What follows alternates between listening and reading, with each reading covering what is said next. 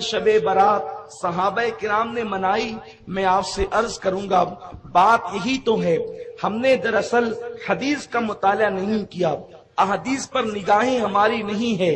अगर हम कुरान और हदीस का बड़ी बारीक बीनी के साथ मुताला करेंगे तो पता चलेगा।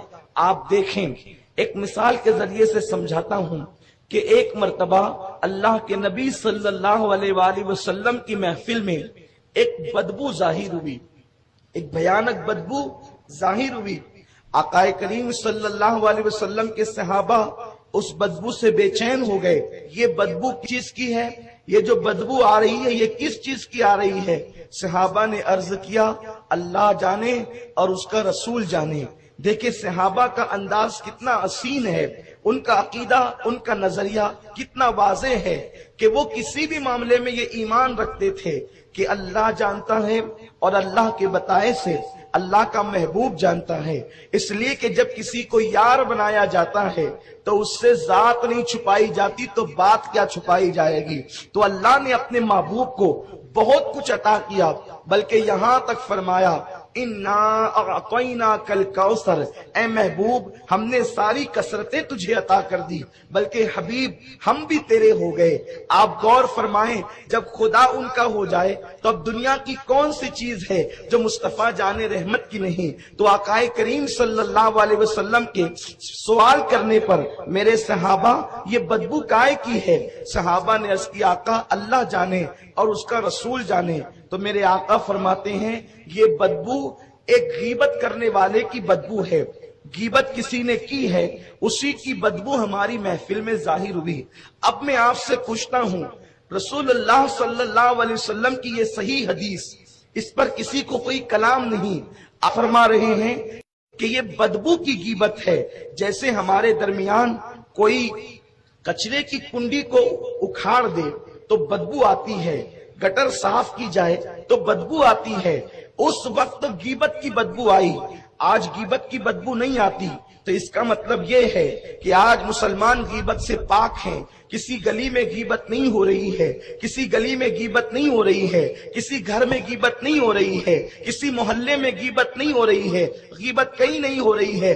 बताएं अगर कोई ये बात बड़े से बड़ा आलिम कहे, बड़े से बड़ा शेखुल हदीस कहे, बड़े से बड़ा खतीब कहे, आप कहेंगे मुल्ला जी आपको हालात से नावाकिफियत है, आपको नहीं पता, आप गीबत की खत्म होने की बात करते हैं। अरे कल तक जो कौम गीबत से रोकती थी आज वही अहले जुब्बा और दस्तार गीबत में मुब्तला हैं। कल तक के औरतें गीबत करती थी आज मर्द भी गीबत में मुब्तला हैं। कल के मुकाबले में रसूलुल्लाह का दौर तो खैरुल कुरून था, उस दौर के अंदर से ज्यादा गीबत तो आज के दौर में है। वो कौन बंदा है जो गीबत से महफूज नहीं, वो कौन है जो गीबत नहीं करता। गीबत की डेफिनेशन इतनी है कि किसी मोमिन के पीठ पीछे उसके बारे में ऐसी बात करें कि अगर आप उसके मुंह पे करते थे तो उसके दिल को तकलीफ पहुंचती, इसी का नाम गीबत है। मेरे प्यारे आका अलैहिस्सलाम के प्यारे दीवानों, बताओ दुनिया में गीबत हो रही है कि नहीं हो रही है? बताओ दुनिया के अंदर गीबत है कि नहीं है? घर घर गीबत आम है, घर घर जो है मोहल्ला मोहल्ला गीबत आम है, बल्कि अब तो अल्लाह के घर में बैठकर भी गीबतें होती है, मसनदे दर्स पर बैठकर भी गीबत होती है। फिर मुझे बताओ वो बदबू क्यों नहीं आती जो रसूलुल्लाह की महफिल में आई थी? वो महफिल रसूल में जो बदबू आई थी वो आज की महफिलों में क्यों नहीं आती?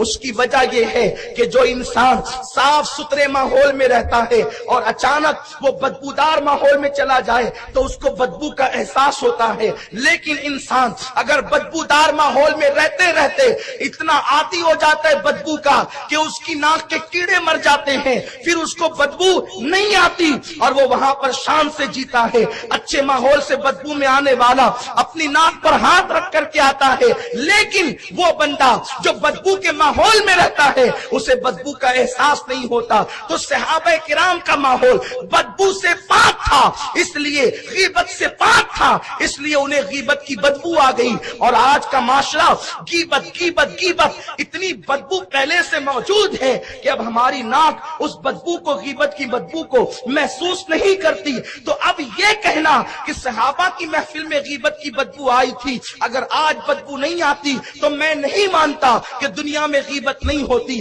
اب اس حدیث کو سامنے رکھیں, اس کی تشریح کو سامنے رکھیں. اب یہ کہنا کہ کیا صحابہ نے مسجد نبوی سجائی تھی, کیا صحابہ نے شب برات منائی تھی, نادان مجھے ایک رات ایسی بتا دے کہ جس رات میں صحابہ نے مصلی پر بیٹھ کر اللہ کی بارگاہ میں آنسو نہ بہائے ہوں. کوئی ایک رات ایسی بتا دو کہ جس رات صحابہ نے نوافل نہ پڑھے ہوں. ایک رات ایسی بتا دو جس رات صحابہ نے قرآن کی تلاوت نہ کیے ہو. صحابہ کی رات و دن کو قرآن یوں بیان کرتا ہے, اللہ اکبر, رات و دن کو یوں بیان کرتا ہے. میرے آقا صلی اللہ علیہ وسلم کے غلاموں, آقا کریم کے صحابہ کی ڈیفینیشن اس انداز سے بیان کی جاتی ہے, محمد الرسول اللہ والذین معہ اشداء علی الکفار رحماء بینہم تراہم رکعا سجدا یبتغون فضلا من اللہ ورضوانا. تراہم, جب بھی تم ان کو دیکھو گے اس حالت میں دیکھو گے وہ کثرت سے رکوع کر رہے ہیں, کثرت سے سجدے کر رہے ہیں. کیوں کر رہے ہیں؟ اس لیے کہ وہ اللہ کی رضا چاہتے ہیں, اور کثرت سے رکوع و سجود کی وجہ سے سیماہم فی وجوہہم من اثر السجود, اللہ نے کثرت رکوع و سجود سے ان کے چہروں کو جگمگا دیا ہے, ان کے چہرے چمک گئے ہیں. ارے ان کی پہچان ہی تھی کہ وہ رات و دن اللہ کی عبادت کرتے تھے. رات و دن تو یوں بیان کیے, اور ان کے لمحے لمحے کو قرآن بیان کرتا ہے, الذین یذکرون اللہ قیاما وقعودا وعلی جنوبہم ویتفکرون فی خلق السماوات والارض ربنا ما خلقت هذا باطلا سبحانک فقنا عذاب النار. صحابہ کے لمحے لمحے کو قرآن جو کہتا ہے, رات و دن تو اپنی جگہ ہے کہ وہ کھڑے ہوتے ہیں تو اللہ کا ذکر کرتے ہیں, وہ لیٹتے ہیں تو اللہ کا ذکر کرتے ہیں, وہ بیٹھتے ہیں تو اللہ کا ذکر کرتے ہیں, وہ کروٹیں لیتے ہیں تو بھی اللہ کا ذکر کرتے ہیں. ان کی ہر رات شب برات تھی, ان کی ہر رات شب برات تھی.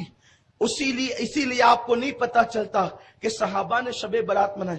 کیوں آپ کو پتا اس لیے چلتا ہے کہ آپ کے یہاں اب راتوں کو قیام کرنے والے نہ رہے, آپ کے یہاں اب راتوں کو رونے والے نہ رہے, آپ کے یہاں راتوں کو گڑ گڑانے والے نہ رہے.